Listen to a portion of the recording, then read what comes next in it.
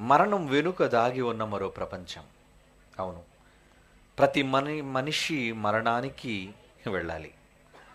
ఆ మరణం దైవ సంకల్పం. పుట్టుకలో ఎలాగైతే దేవుని యొక్క ఆలోచన ఉందో, మరణం కూడా దేవుని ఆలోచన ప్రకారంగానే వస్తుంది.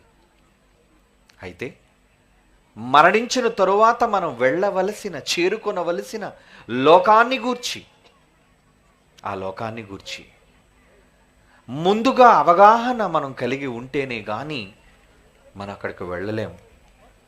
వెళ్ళాలి అంటే ఏం చేయాలో నిన్నటి దినం మనం విన్నాం. ఒకవేళ దేవుని ఇష్ట ప్రకారంగా మనం చెయ్యకుండా, రాబో లోకమును గూర్చి తెలుసుకొనకుండా కన్ను మూస్తే అతిపెద్ద ప్రమాదం దాగి ఉంది. ఒకవేళ ఆ ప్రమాదాన్ని తెలుసుకొనకపోతే మరి ఎన్నడూ తిరిగి రాని భయంకరమైన లోకానికి మనిషి ఆత్మ వెళ్ళిపోబోతుంది. ఆ ఆత్మకు నిత్య శిక్ష దేవుడు ఏర్పాటు చేశాడు. ఒక భయంకరమైన దండన దేవుడు ఆత్మకు ఏర్పాటు చేశాడు. శరీరానికైతే ఆయుష్కాలం ఉంది, మర్చిపోకండి. పుట్టినప్పటి నుంచి మరణించినంత వరకు మనిషి జీవించిన బ్రతుకు కాలం జనన మరణాల మధ్యనున్న కాలం. అదే జీవితకాలం అని మనం పిలుస్తున్నాం. అది 20, 30, 40, 70, 100 కావచ్చు. ఏది ఏమైనా మనకి ఇవ్వబడిన జీవితకాలాన్ని ముగించుకున్న తరువాత కన్ను మూసి నిద్రించి ఈ ప్రపంచాన్ని విడిచి వెళ్ళిపోవాలి. మనమంతా వెళ్ళిపోయే ముందు ఏం తీసుకొని వెళుతున్నాం, వెళ్ళే ముందు ఎక్కడికి వెళుతున్నాం, ఇది గ్రహించకపోతే, అలా వెళ్ళడానికి ఏం చేయాలో అన్న విషయాన్ని మనం తెలుసుకొనకపోతే ఎంతో ప్రమాదం పొంచి ఉంది ప్రియులారా. దేవుని కొరకు మంచి పనులు క్రియలు చేసి మనం మరణిస్తే దేవుడు ఉన్న లోకానికి చేరుకుంటాం. దేవుడు చెప్పిన మాటను మీరి వ్యతిరేకించి భూమి మీద మన ఇష్టానుసారంగా ఒకవేళ మనం బ్రతికితే భయంకరమైన అగ్నిగుండానికి ఆహుతులైపోతాం మనం. కనుక వెళ్ళే ముందు ఏ లోకానికి వెళ్ళాలి అని మనం అనుకుంటున్నాం, ఏ లోకానికి వెళ్ళాలి, కనుక ఆ లోకాన్ని గూర్చిన సంగతులు మనం తెలుసుకోవాలి. అందుకు దేవుడు ఒక మంచి మాట బైబిల్లో రాయించాడు ప్రియులారా. మనం చూద్దాం. ఈ రాత్రి సామెతల గ్రంథం 15వ అధ్యాయం 24వ వచనాన్ని చదవండి. సామెతల గ్రంథం 15వ అధ్యాయం 24వ వచనం. జ్ఞానము వివేకము గలవాని ఎదుటనే ఉన్నది. క్రిందున్న, కరెక్ట్ చదవట్లేదు, సామెతలు 15:24, క్రిందనున్న పాతాళమును తప్పించుకొనవలెనని బుద్ధిమంతుడు పరమునకు పోవు జీవమార్గమున నడుచుకొనును. వింటున్నారా? మీరు ఎలా ఉండాలనుకుంటున్నారు? చచ్చే ముందు మీరు బుద్ధిహీనులుగా చావాలనుకుంటున్నారా, లేదా మూర్ఖులుగా చచ్చి క్రిందనున్న పాతాళానికి జారిపోవాలనుకుంటున్నారా? దేవుడు హెచ్చరిస్తున్నాడు, మానవ సమాజంతో చెబుతున్నాడు. ఏమని? క్రిందనున్న పాతాళమును తప్పించుకొనవలెనని. క్రింద భయంకరమైన పాతాళం, అగ్నిగుండం, శిక్ష, దండన ఉంది. అది తప్పించుకోవాలనని బుద్ధిమంతుడు, జ్ఞానము కలిగిన వాడు, దేవుని మాటలను విన్నవాడు ఏం చేస్తారట? పరమునకు పోవు జీవమార్గమున నడుచుకొనును. మరొక మార్గం, పరలోకం, దేవుడు ఉన్న చోటుకు చేరే మార్గం. ఆ మార్గాన్ని భూమి మీద ఉన్నప్పుడే వెతకాలి. మరణం తరువాత దాగి ఉన్న మరో ప్రపంచాన్ని గూర్చి ఇప్పుడే తెలుసుకొని చావాలి. వెతకాలి. వెతక్కపోతే ఎలా? అలా వెతకకుండా ఒకవేళ కన్ను మూస్తే క్రిందనున్న పాతాళానికి జారిపోయే ప్రమాదం ఉంది అంటున్నాడు. ఏమండి? మనకు ముందు చాలా మంది చనిపోయారండి. ఆ చనిపోయిన వాళ్ళందరూ ఎలా చనిపోయారో తెలుసా? బైబిల్ చెప్తుంది చూడండి.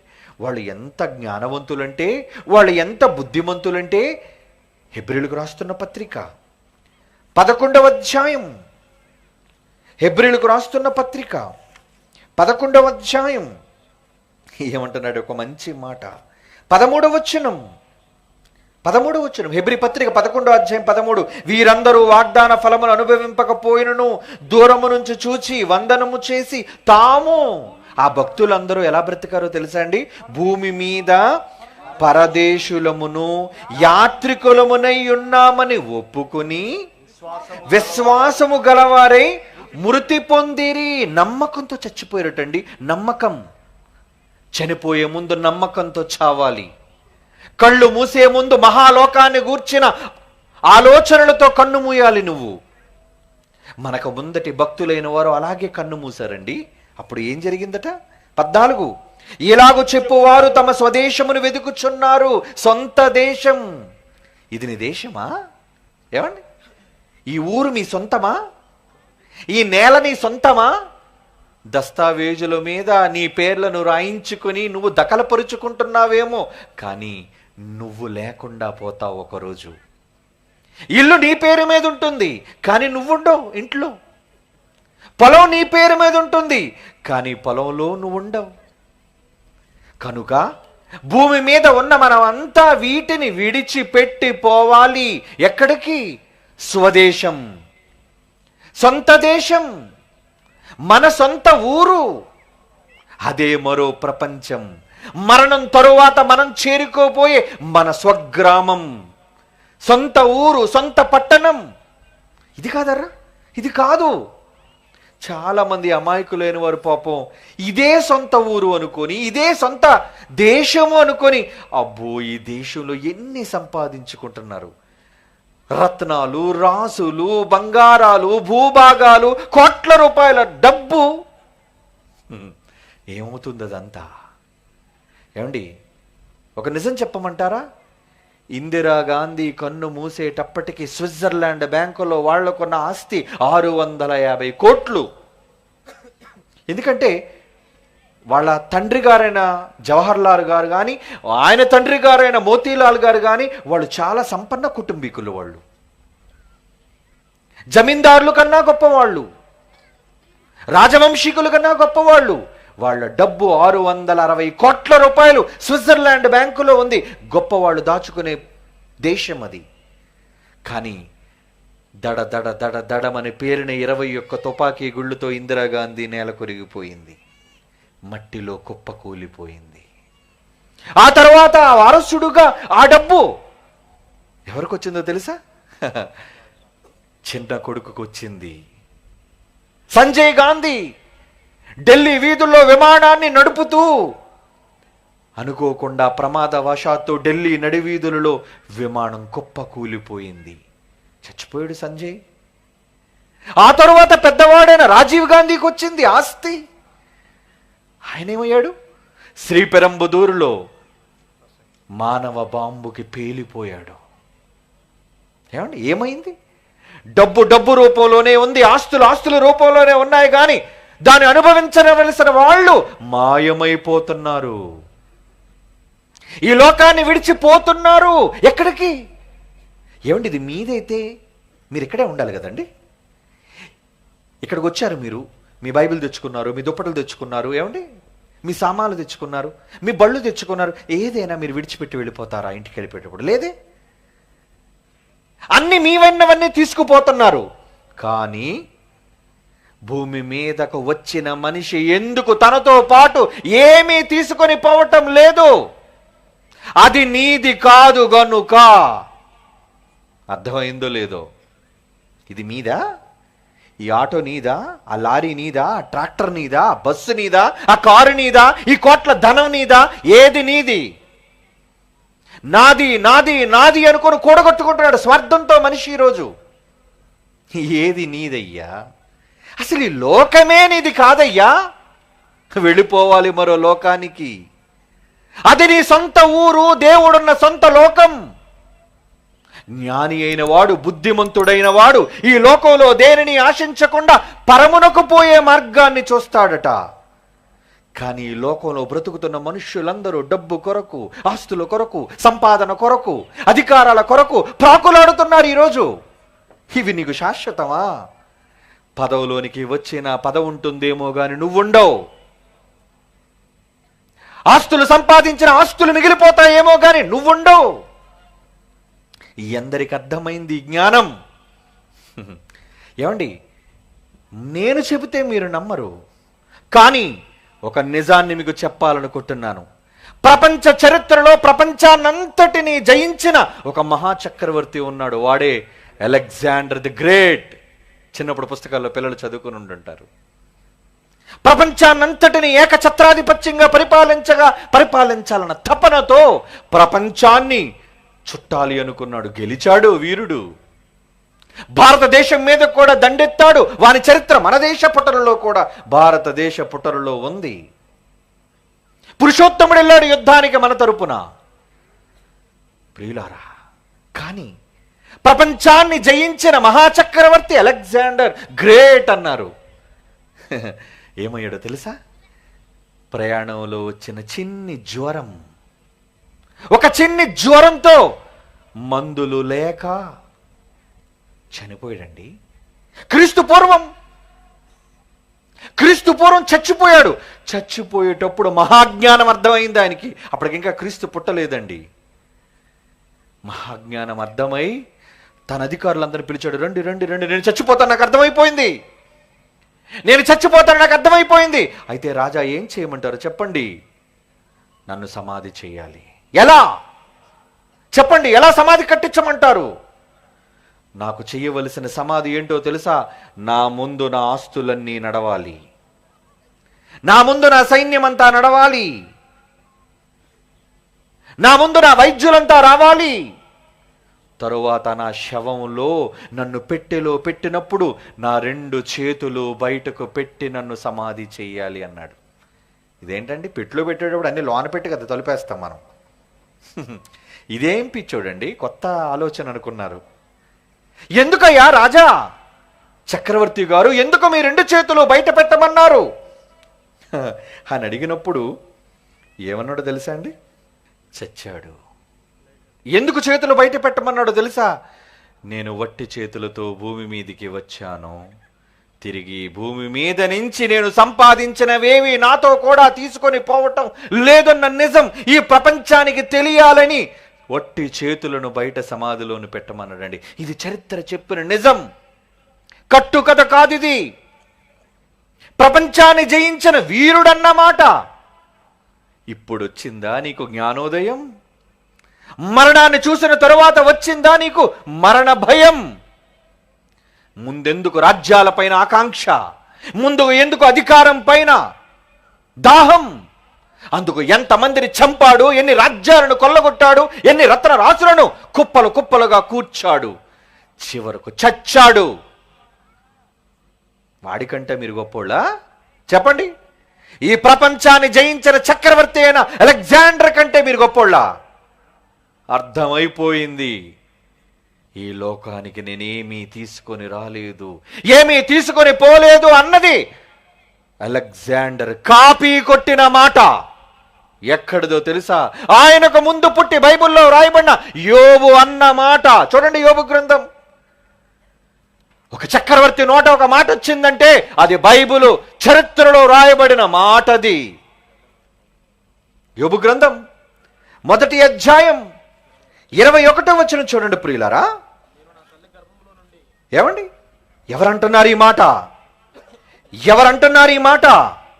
యోబు గారు పలుకుతూ బైబిలులో క్రీస్తు పూర్వం 1400 సంవత్సరాలు లిఖించబడిన దకలైన చరిత్ర పుటలలోని మాట చదవండి.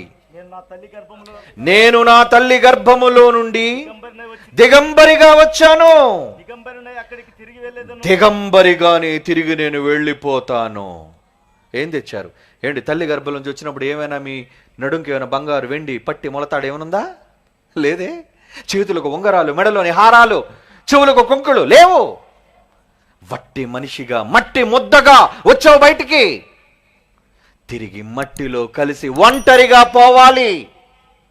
నీ ఆస్తులు నీతో రావు, నీ సంపదలు నీతో రావు, నీ అధికారం నిన్ను బ్రతికించలేదు. చావాలి, మరణం. చక్రవర్తి చెప్పిన మాట క్రీస్తు పూర్వం. ఇప్పుడు క్రీస్తు శకం. ప్రపంచంలో అత్యంత ధనికుడైన స్టీవ్ జాబ్స్, యాపిల్ కంపెనీ అధినేత, ప్రపంచంలో కోటీశ్వరుల్లో మొదటి స్థానంలో ఉన్నవాడు బిల్ గేట్స్ కన్నా. బిల్ గేట్స్ కూడా అందులో ఒకడు.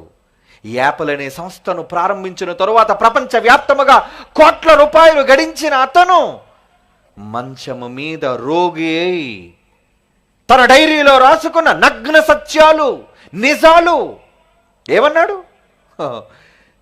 డబ్బు కాదు మనిషిని బ్రతికించేది, దేవుడు ఇచ్చిన ప్రేమను ప్రతి మనిషిలో గుర్తించాలి.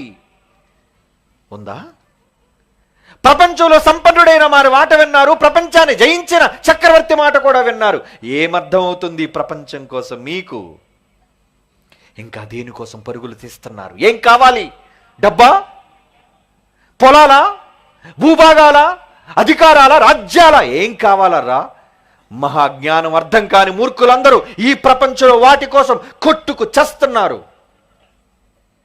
మీరలాంటి బుద్ధిహీనులు కాకండి ప్రియులారా. బైబిల్ అనే మహాజ్ఞాన గ్రంథాన్ని చదివిన వారు మీరు, నిజాలను గ్రహించిన వారు, మతాన్ని పుచ్చుకున్నవారు కాదు మీరు. మహాజ్ఞానానికి వారసులైన వారు మీరు. దేనికోసం ఆశపడకండి. ఈ లోకంలో మనం ఏమీ తీసుకుని రాలేదు. బైబిల్ చెప్పింది. తిమోతికి రాసిన మొదటి పత్రిక చూడండి, 6వ అధ్యాయం. తిమోతికి రాస్తున్న పౌలు గారు రాస్తున్న మహాజ్ఞాని ఎన్ని అమూల్యమైన మాటలు రాశారండి. 7వ వచనంలో, తిమోతికి రాస్తున్న మొదటి పత్రిక 6వ అధ్యాయం 7వ వచనం, మనం ఈ లోకములోనికి ఏమీ తేలేదు, దీనిలో నుంచి ఏమీ తీసుకొని పోలేము. కాగా అన్నము వస్త్రము కలిగిన వారమై వాటితో తృప్తి పడండి చాలు. ఏమండి? 3 పూట్ల తినే భోజనం ఉంది, చాలదా? సూర్యుడి నుంచి చలి నుంచి కాపాడుకునే బట్టలు ఉన్నాయి, చాలదా? ఇంకెంత కావాలి నీకు? లక్షాధికారిగా మారినవాడు కోటీశ్వరుడు కావాలనుకున్నాడు, కోటీశ్వరుడిగా మారినవాడు మల్టీ బిలియనీర్గా మారాలనుకుంటున్నాడు. 100 గజాలు ఉన్నవాడు ఎకరం కావాలనుకున్నాడు, ఎకరం ఉన్నవాడు వందల ఎకరాలు కావాలనుకున్నాడు, ఎకరాలు ఉన్నవాడు దేశ రాష్ట్రాలనే కావాలనుకుంటున్నాడు. ఎందుకయ్యా నీకివి? చస్తావు ఒకరోజు, పోతావు వీటన్నిటిని విడిచిపెట్టి ఒకరోజు. ఎందుకో తెలుసా? ఇది నీ ప్రపంచం కాదు, మరో ప్రపంచం దీని అవతల ఉంది. ఈ ప్రపంచమే శాశ్వతం అనుకొని కన్ను మూస్తే ఇదిగో నీకు ముందున్న వాళ్ళు పిచ్చి సన్నాసులు చచ్చారు, నువ్వు కూర్చొని ఇదే మట్టిలో నిద్రపోతున్నారు. వాళ్ళకంటే నువ్వేం గొప్పడు కావు. వాళ్ళు ఏమీ సాధించలేనప్పుడు నువ్వేమి సాధించాలనుకుంటున్నావు? సాధించవలసింది భూమి మీద కాదు, నువ్వు సాధించవలసింది పరలోకం. దేవుడున్న లోకాన్ని స్వతంత్రం, దాన్ని స్వతంత్రించుకోవాలి. నువ్వు దానికోసం ఏం చేస్తున్నావు? కష్టపడుతున్నావా? ఏడి రత్నమ్మ, ఏడి రత్నమేడి, కమాన్ రా మీదకరా. చూడండి మనిషి ఎలా ఉన్నాడు. దేనికండి ఆశ? రా, ఇలా రా, ముందుకు నిలబడు. క్లోజప్ చేయి నాన్న, క్లోజప్ చేయి. అటు తిరుగు. ఈరోజు కొత్త బట్టలు కొని బలవంతంగా వేశారండి. నేను మధ్యాహ్నం వెళ్ళినప్పుడు మాసిన బట్టలు, ఇక గడ్డం కూడా మాసిపోయింది పాపం. ఏమండి? బలవంతంగా ఇదిగో కొత్త టవల్ వేశారు, కొత్త బట్టలు వేశారు. అతని ఇంటికి వెళ్ళానండి నేను నిన్న రాత్రి. ఈరోజు రాత్రి ఆయన ఇంటికి వెళ్ళేటప్పుడు ఆయన ఇల్లు ఏడు తెలుసా? మహల్ కాదు, 3 బెడ్రూమ్ ఫ్లాట్ కాదు, ఒక చిన్న చిన్న చిన్న కొట్టు గది. అందులో 5గురు పట్టలేకపోతున్నారు. 5గురు. చిన్న ఇల్లు అండి, ఒక చిన్న మట్టి మిద్దెతో కట్టిన ఇల్లు. ఎందుకండి ఇన్ని లక్షల రూపాయలు ఖర్చు పెట్టాలి ఈ సభలు పెట్టడం కోసం? ఈ సభలే కాదండి, ఎక్కడ జైశాలి వచ్చినా, ఆయన వారసులు వచ్చినా ప్రతి కన్వీనర్కి 1000 రూపాయలు ఇచ్చిన దాత రత్నమయ్య. కానీ ఇతనికి ఇచ్చేసరికి అందరూ చేతులు ఎత్తేశారు దొంగలు. ఇవ్వలేదు ఎవరు. ఈరోజు వీళ్ళందరికీ బిర్యానీ పెట్టాడు. నన్ను పెట్టావా? పెట్టాడా? నిజమేనా? చికెనేనా? వెరీ గుడ్, వెరీ గుడ్, వెళ్ళు నాన్న, గాడ్ బ్లెస్ యూ, వెళ్ళు. ఇదిగో నీ కొత్త బట్టలు తీసుకో, గాడ్ బ్లెస్ యూ. ఏమండి, తినడానికి సరైన తిండి లేదు, ఉండడానికి సరైన ఇల్లు లేదు. ఏమండి, కావాలనుకుంటే ఈ డబ్బులన్నీ ఖర్చు పెట్టి ఒక మంచి ఇల్లు కట్టుకోలేడా? చేతికి ఒక మంచి వాచ్ కొనుక్కోలేడా? మంచి బట్టలు కొనుక్కోలేడా? ఎందుకండి ఈ ముసలితనంలో ఈ ఆశ? ఈ లోకం నాది కాదు, ఆ లోకానికి వెళ్ళాలి, ఆ లోకానికి నేను చేరాలి అంటే ఈ లోకంలో నేను పెట్టుబడి పెట్టాలి. అందుకే తన కష్టాన్ని పెట్టుబడిగా పెట్టాడు ఈ సభల కోసం. ప్రతి సభ కోసం తన త్యాగాన్ని చేస్తున్నాడు. మీరు దేవుని వాక్యం వినాలని. మీరు వాక్యం వింటే ఆయనకేం వచ్చిందండి? అప్పు, నష్టం, కష్టం. దేవుని కోసం ఈ వృద్ధాప్య దశలో ఈ కష్టం అవసరమా? అవసరం. మరి మీరు ఎలా సభలు పెట్టండి, మేము వస్తాం, తింటాం, వెళ్ళిపోతాం, వింటాం, గట్టిగా తింటాం. మరి దేవుడి కోసం ఏమి చేయరా? మీరెప్పుడు చేస్తారా? మీరెప్పుడు అతని లాంటి వారు కాగలరా? మారాలి, ఈ ప్రపంచాన్ని మార్చాలి. ఈ ప్రపంచం తర్వాత మరో దైవ ప్రపంచం ఉందని ఈ ప్రపంచానికి ప్రకటించాలి. ప్రకటించాలి అంటే ఇలాంటి వేదిక కట్టాలి, ఇలాంటి మైకులు పలికించాలి, లక్షల రూపాయలు ఖర్చు చేయాలి. చేయగలవా? చెయ్యాలయ్యా, చెయ్యాలి. నువ్వు దేవుని కోసం ఖర్చు పెట్టే ప్రతి రూపాయి పరలోకంలో 1000 రెట్లు 100 రెట్లు కంటే ఎక్కువగా దేవుడు నీకు ఇవ్వబోతున్నాడు. అక్కడ సంపాదించుకో. అందుకే ప్రభు చెప్పాడు, మహాజ్ఞానం 2000 సంవత్సరాల క్రితం చెప్పింది మతం కాదండి, మార్గం. ఏమన్నాడు తెలుసా? చూడండి ఆయన మాటల్లో, మత్తయి సువార్త ఆయన ఆరంభించిన కొండ మీద మాటల్లోని తొలి ప్రసంగంలో ఈ ప్రపంచానికి ఆయన చెప్పిన మాటలు ఏంటో తెలుసా? మత్తయి రాసిన సువార్త 6వ అధ్యాయం 19-20 వచనాలు చూడండి ప్రియులారా. మత్తయి రాసిన సువార్త 6వ అధ్యాయం 19-20 వచనాలు. భూమి మీద మీ కొరకు ధనమును కూర్చుకొనవద్దు. ఇక్కడ కూర్చుకుంటే చిమ్మిట తినేస్తుంది, తుప్పు తినేస్తుంది. ఇకపోతే మన పక్కనే ఉన్నవాళ్ళు బడా చోర్లు ఉన్నారు, దొంగలు. కన్నము వేసి దొంగిలెదరు. తెల్లవారు లేచి గుండెలు బాదుకోలు, కుయ్యోమర్రో. ఏమైంది? నా నెక్లెస్ పోయింది, ఏమండి, నా కట్ల పోయి. దానికోసం బ్రతుకుతున్నావు నువ్వు? వద్దు, వద్దు సోదరా, వద్దు, వద్దు. యేసు ప్రభు చెప్పాడు మహాజ్ఞానం, భూమి మీద మీ కొరకు ధనమును కూర్చుకొనవద్దు. మరి ఏం కూర్చుకోమన్నాడు? ఇక్కడ చిమ్మిటే తుప్పు తినివేయును, దొంగలు కన్నము వేసి దొంగలెదరు.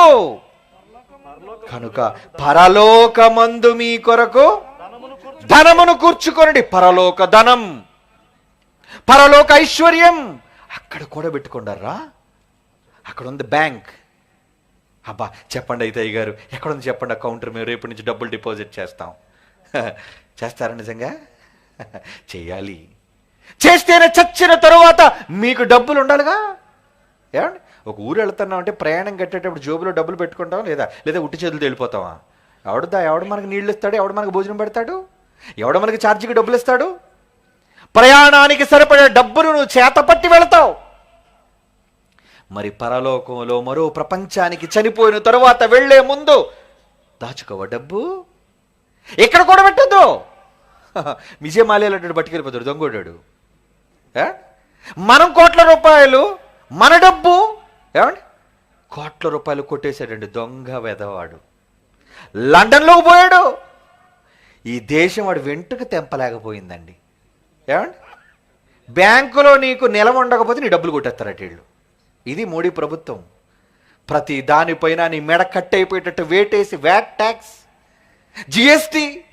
వద్దు, ఇలాంటి మత ఛందస్వాద పార్టీలు గెలిపించకండి, దొంగల వాళ్ళు. ఓటు వేయకండి అలాంటి వాళ్ళ నాయకులకి. ప్రజా సొమ్మును స్వాహా చేసేవాళ్ళు. విదేశాలను కోట్ల రూపాయలు తీసుకొచ్చి ప్రతి భారతీయుడి అకౌంట్లో ₹1,00,000 వేస్తానన్నాడు. ఏమైంది?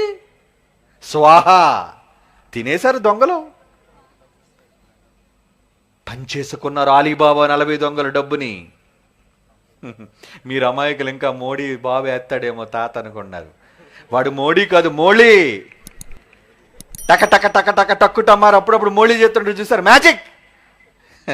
అలాంటి వాడు అలాంటి వాడి పేరు మీద ఎవరు నిలబడినా ఓటేయకండి మీరు, వద్దు. కారణం, మీకు న్యాయం చేయలేని నాయకులు ఎందుకర్రా? మీకు అంత అన్నం పెట్టలేని నాయకులు ఎందుకర్రా? నాయకుడంటే యేసులా ఉండాలి. నాయకులంటే యేసులా ప్రాణం పెట్టేవాడై ఉండాలి. అతను నిజమైన ప్రజానాయకుడు. అవును, అలాంటి నాయకుడు ఎవడైనా కావాలి అంటే చూసి ఓటు వేయండి, సంతకం పెట్టించండి. నువ్వు గెలిచిన తర్వాత ఇవన్నీ మాకు చేస్తావని. గెలవ్వా, వెంటనే గద్దె దిగిపోతానని సంతకం పెట్టో. వణికిపోతాడు ఒక్కొక్కడు. ఏ ప్రజలను పాలిస్తావా? ప్రజలను పాలిస్తావా? ప్రజలను దోచుకుంటావా? ఈరోజు పేదల కడుపును కొట్టి నీ బ్యాంకులో డబ్బు లేకపోతేట నీకు తెలియకుండానే రూపాయి 10 రూపాయలు ఎగిరిపోతున్నాయి. అంతే దోపిడీ. కోట్ల రూపాయలు కొల్లగొట్టిన వాడికట రుణమాఫీ. ఏడు భక్తుడాడు ఏమండి? విజయమాల్యా గాడికి భారతీయ జనతా పార్టీ రుణమాఫీ చేసిందటండి, SBI. ఏమండి? 9,000 కోట్లు. నీ బ్యాంక్ అకౌంట్లో 9 రూపాయలు లేకపోతే నీకు ఫైన్ వేస్తారు. ఏమండి? ఆడు 9,000 కోట్లు పట్టుకెళ్ళిపోయినా ఏమీ అనటోలేదు. ఎందుకు? అందరూ దొంగలే. ఏమండి? వద్దు, ఇలాంటి దొంగలు నమ్మకండి. అందుకే యేసుప్రభు అంటాడు, మహాజ్ఞానం ఇక్కడ కూడబెట్టుకోకండరా. ఇక్కడ దాస్తే బ్యాంక్ కూడా బోర్డు తిప్పేస్తారు ఎప్పుడొకప్పుడు. అవునా? హైదరాబాద్లో చాలా బ్యాంకులు బోర్డులు తిప్పేశాయి. చిట్ ఫండ్ కంపెనీలు బోర్డులు తిప్పేస్తాయి. ఎవరికైనా మీరు ఇచ్చారనుకోండి, ఆడు బోర్డు తిప్పేస్తాడు, ఆడు పరారైపోతాడు మీ డబ్బుతో. దొంగలాళ్ళు. కనుక భూమి మీద మీ కొరకు ధనాన్ని కూర్చుకోకండి. ఎక్కడ కూర్చుకోవాలి? పరలోకమందు ధనాన్ని కూర్చుకోండి. అక్కడ చిమ్మిట లేదు, అక్కడ తుప్పు లేదు, అక్కడ దొంగలు రారు, కన్నము వేయరు. ఎన్ని గుండెలు. పరలోకానికి దొంగ ఎందుకు వస్తారండి? అసలు దొంగోడైన వాడికి పరలోకంలో ప్రవేశం ఉందా? లేదే. కనుక అక్కడ దాచుకోండి. మరి ఎలా? ఆ కౌంటర్ ఎక్కడుంది? Deposit counter ఇదేనరా?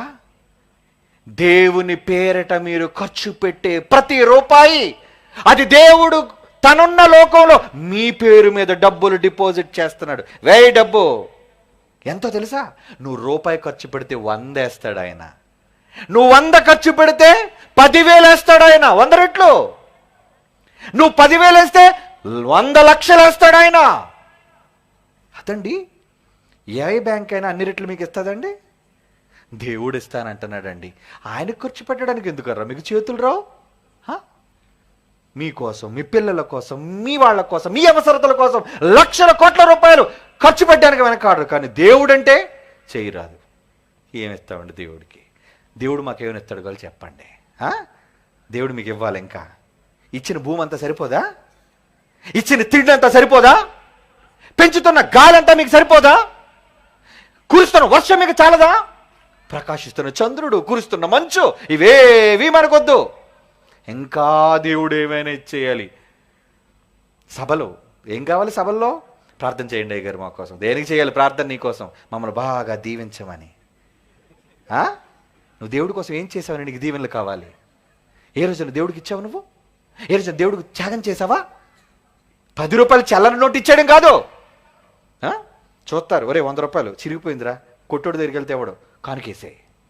దేవుడు ముష్టోడు అనుకుంటున్నావా? చల్లని నోట్లని మార్చుకునేవాడు అనుకుంటావా? కాదు. నువ్వు చల్లని నోటు వేస్తే నీ బతుకు చెల్లకుండా చేస్తాడు. జాగ్రత్త, కబడ్దార్. దేవుడు చల్లని వాడు కాడు. భయం రావాలి దేవుడంటే. దేవుడంటే భయం లేదు ఈ సమాజానికి.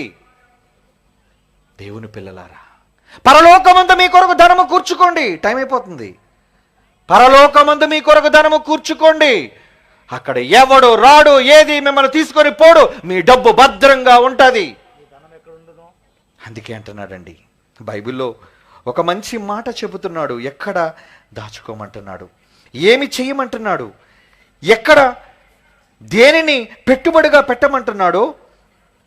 ఇండ్లు, భూములు, స్థలాలు, పొలాలు, వీటన్నిటినీ పెట్టమంటున్నాడండి దేవుడు. చూద్దాం. ఒక మంచి మాట బైబిల్లో దేవుడు రాయించిన మాట. ఏమండి? తిమోతికి రాసిన మొదటి పత్రిక 6వ అధ్యాయం 17-18 వచనాలు చూడండి. తిమోతికి రాసిన మొదటి పత్రిక, అపోస్తలుడైన పౌలు తిమోతికి రాసిన మొదటి పత్రిక. ఇహమందు ధనవంతులైన వారు గర్విష్ఠులు కాక అస్థిరమైన ధనమందు నమ్మికయుంచక సుఖముగా అనుభవించుటకు సమస్తమును మనకు ధారాళముగా దయచేయు దేవుని యందు నమ్మికయుంచుడి, ఆజ్ఞాపించుము. వాస్తవమైన జీవమును, మహాలోకాన్ని సంపాదించుకొనుటకు రాబోయే లోకం, మనిషి మరణం తరువాత వెళ్ళబోయే మరో ప్రపంచం కోసం, రాబో లోకము కోసం మంచి పునాది తమ కొరకు వేసుకొనుచు మేలు చేయువారును సత్క్రియలు అనుధనం. ఇప్పుడు ధనం అంటే ఏంది? ఎలా వస్తుంది? ఇదిగో రత్నమే ఖర్చు పెట్టాడు. ఏంటి? సత్క్రియలు. ఏంటి? ఇదిగో ఈ వాక్యాన్ని ప్రకటించడానికి ఖర్చు పెట్టిన డబ్బు. ఎంతైతే దేవుని కోసం ఇక్కడ ఖర్చు పెడతావో 100 రెట్లు పైన అక్కడ ఇస్తాడు. అందుకేమన్నాడు తెలుసా? నా నిమిత్తము ఎండ్లనైనను భూములనైనను పొలములనైనను ఇచ్చిన వాడు 100 రెట్లు పొందుదుడు. మత్తయి సువార్త 19వ అధ్యాయం 29. మత్తయి సువార్త 19:29 అంటున్నాడు చూడండి. ఎన్ని రెట్లు? నా నిమిత్తం, యేసు నిమిత్తం ఇచ్చాడు. ఈ సభ యేసు నిమిత్తం పెట్టబడింది. నా నిమిత్తం అన్నదమ్ములనైనను అక్క చెల్లెండ్రనైనను తండ్రినైనను తల్లినైనను పిల్లలనైనను భూములనైనను ఎండ్లనైనను విడిచిపెట్టిన ప్రతివాడు 100 రెట్లు. దేవుడు చెప్పిన మాట అబద్ధం కాదది. రాజకీయ నాయకులు చేసే దొంగ ప్రమాణం కాదది. భూమి ఆకాశాలు గతించిపోయినా నా మాటలో ఒక సున్నా, ఒక పొల్లు తప్పిపోదని చెప్పాడు.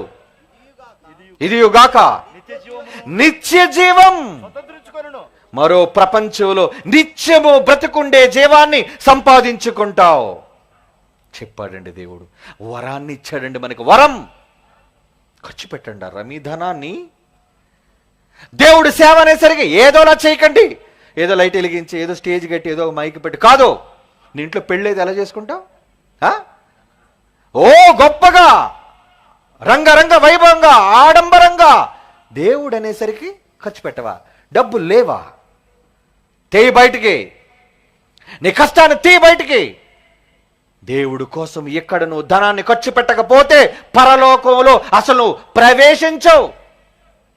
మరోలోకం ఎలా వస్తుంది నీకు?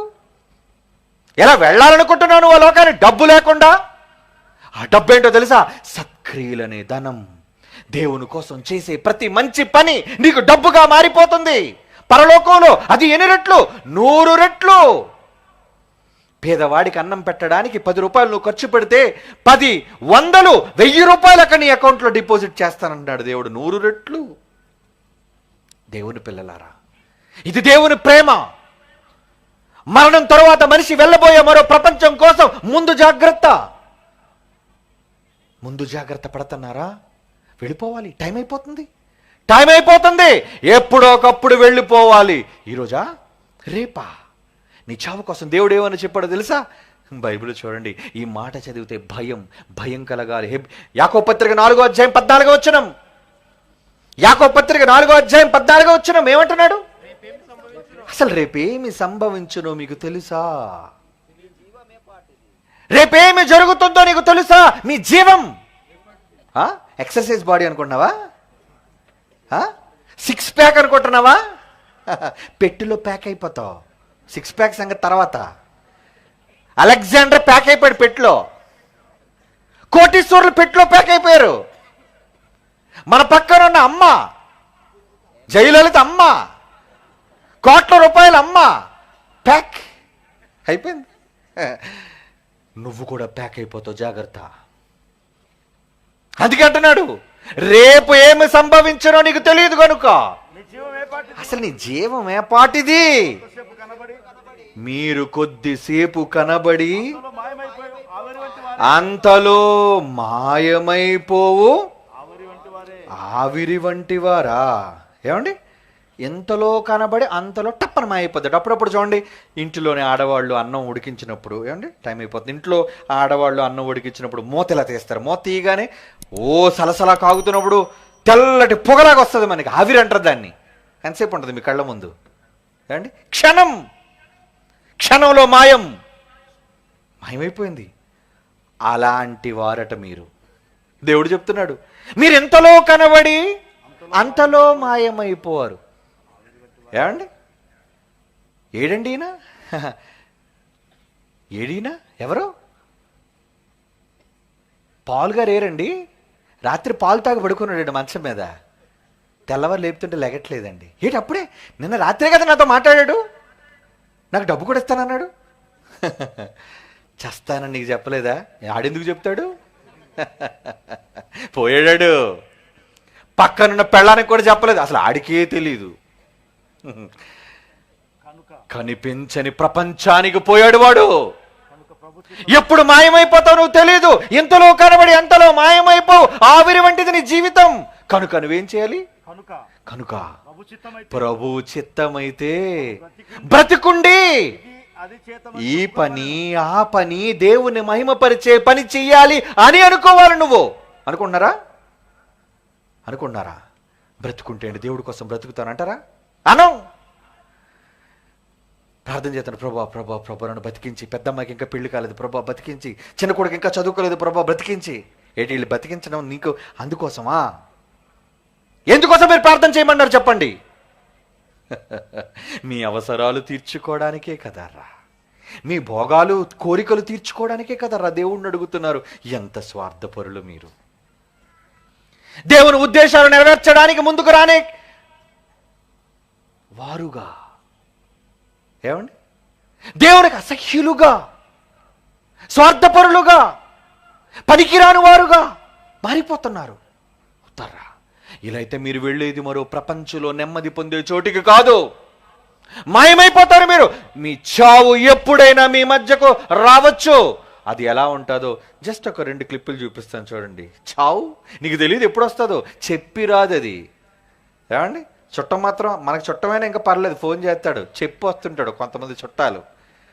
కానీ చెప్పకుండా చుట్టం చూపు కాదు, నిన్ను చుట్టుకొని తీసుకుపోయేది వస్తుంది చావు. లైట్స్ ఆఫ్ చూపించు. ఫ్యామిలీ, పచ్చని కుటుంబం, చక్కటి సంసారం, పిల్లలు, భార్య వెళ్ళిపోతున్నారు. రోడ్డు మీద ఎక్కడ మధ్యన కాదు, పక్కన నడుస్తున్నారు. ఏమండి? ఏమైంది? అలా చూడండి. చిన్న పిల్లడు మిగిలాడండి. పాపం వాడు అమ్మాయికుడు ఏమైందో వాడికి తెలియటం లేదు. ఏమండి? అదొక క్లిప్పు. ఇప్పుడు చూడండి, 2 మనుషులు నడుచుకొని వస్తున్నారు మెల్లిగా. తండ్రి కూతురు కావచ్చు, లేదంటే బంధువులు కావచ్చు. ఇదిగోండి, ఒక్కసారి ఈ వ్యక్తి, ఈ ప్యాంటు షర్ట్ వేసుకున్న యువతల పక్క వ్యక్తిని కనబడుతుందా మీకు? వాడిని చూడండి ఏం జరుగుతుందో.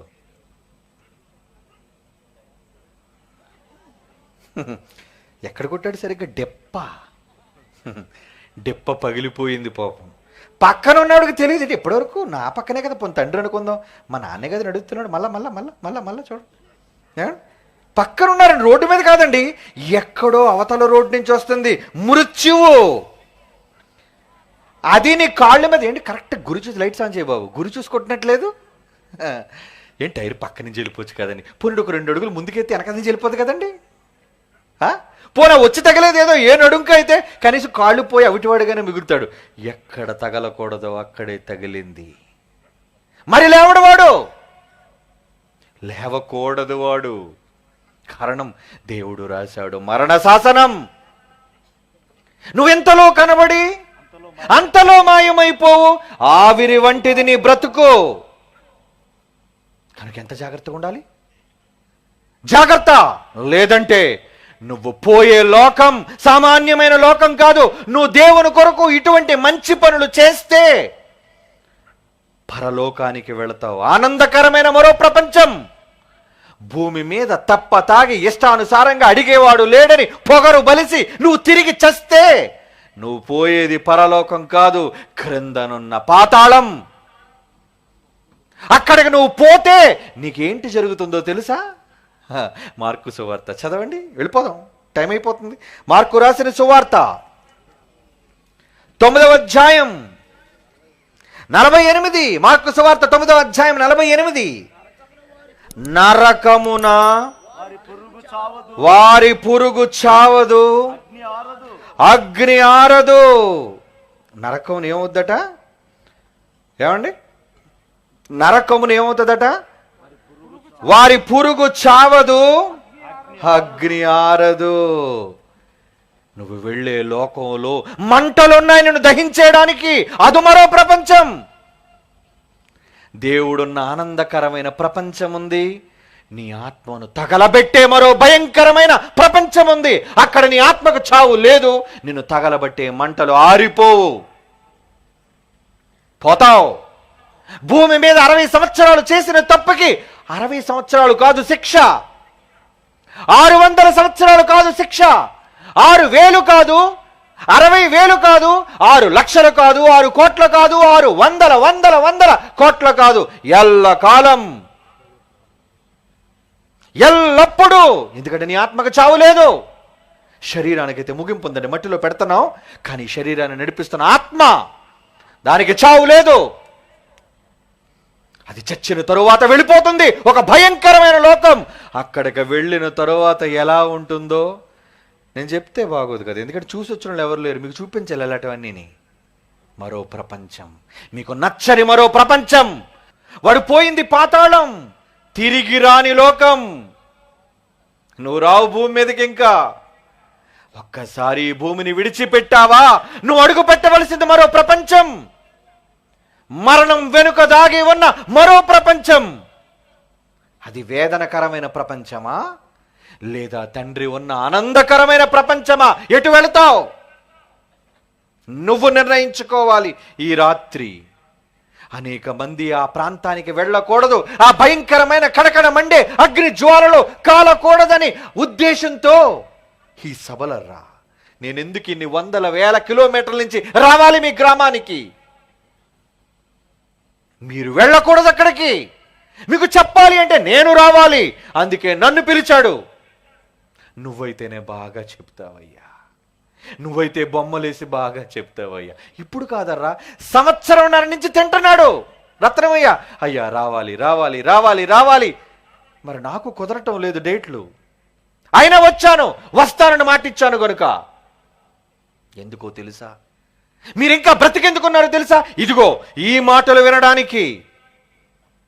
ఇక ఏమవుతారో తెలీదు, రేపేమి సంభవిస్తుందో మీకు తెలీదు. మీరు ఎంతమంది లేచిపోబోతున్నారో, ఎంతమంది కన్ను మూయబోతున్నారో ఎవరికి తెలుసు? కనుక బ్రతుకున్నప్పుడే మారాలి మనస్సు, బ్రతుకున్నప్పుడే మీరు చెయ్యాలి. చివరిగా అందుకే ఈ మాట చూడండి, దేవుడు ఏం కోరుకుంటున్నాడు. సామెతల గ్రంథం 24:11. సామెతల గ్రంథం 24వ అధ్యాయం 11వ వచనం ఏమంటున్నాడు? చావునకై పట్టబడిన వారిని నీవు తప్పించుము, నాశనమందు జోగుచున్న వారిని నువ్వు రక్షింపవా అడుగుతున్నాడు దేవుడు. ఈరోజు నీలో ప్రతి ఒక్కరిని, అందరినీ అడుగుతున్నాడు, నువ్వు రక్షించవా? నాశనానికి వెళ్ళిపోతుంది ప్రపంచం, జోగి పడిపోబోతుంది ప్రమాదంలోనికి ఈ ప్రపంచం. కాపాడవా నువ్వు? మీలో ప్రతి ఒక్కరిని, నెట్లో చూస్తున్న ప్రతి ఒక్కరిని అడుగుతుంది దేవుడు వాక్యం ఈరోజు. నువ్వేం చేస్తున్నావు ఆయన కోసం? చెప్పవా? ప్రకటించవా? ప్రజలకు నిజాలు చూపించవా? చూపించాలి.